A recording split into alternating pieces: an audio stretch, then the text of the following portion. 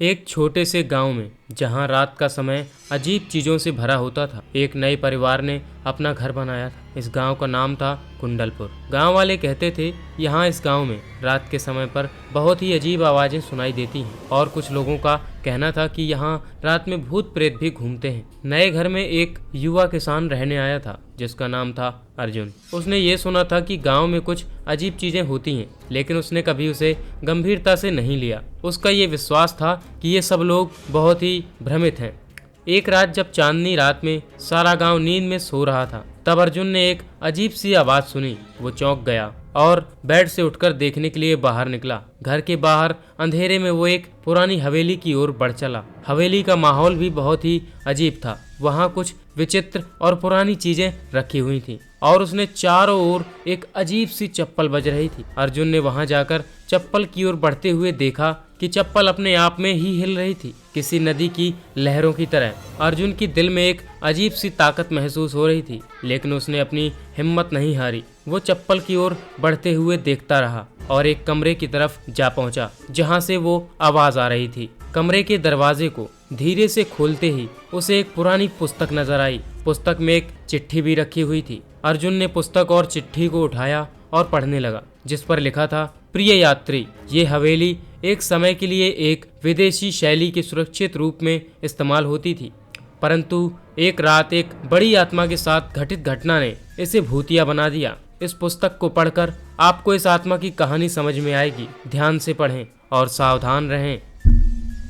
अर्जुन ने चिट्ठी को पढ़ा। उसे अच्छा नहीं लगा कि वो इस हवेली में रहा है। फिर उसने पुस्तक के पन्ने खोले और वहाँ एक अजीब सी आत्मा की कहानी पढ़ी। वो कहानी थी कि बहुत साल पहले इस हवेली में एक बहुत बड़ी आत्मा रहती थी जो अपनी असली मोहब्बत की खोज में यहाँ आई थी। उसका नाम था सुल्तानी। अर्जुन ने खुद को ये सोचते हुए पाया कि शायद ये वही आत्मा है जिसकी आवाज़ें गांव वालों ने सुनी हैं। कहानी के साथ उसके चित्त में एक अजीब सी भयानकता उत्पन्न हो गई। धीरे धीरे वो पुरानी हवेली में चला गया और वहां आत्मा की आवाज़ सुनने के लिए तैयार हो गया। वो कमरे की दीवार पर लटकी हुई एक पुरानी तस्वीर को ध्यान से देख रहा था। तस्वीर में एक हसीन महिला थी जिसके साथ सुल्तानी थी। उसकी मुस्कान और प्यार भरी आंखें देखकर अर्जुन ने समझा कि ये आत्मा अपनी मोहब्बत को खोज रही है। समझने के बाद अर्जुन ने धीरे धीरे उस समय की घटना को समझा। सुल्तानी और उसकी मोहब्बत ने एक खतरनाक ताकत को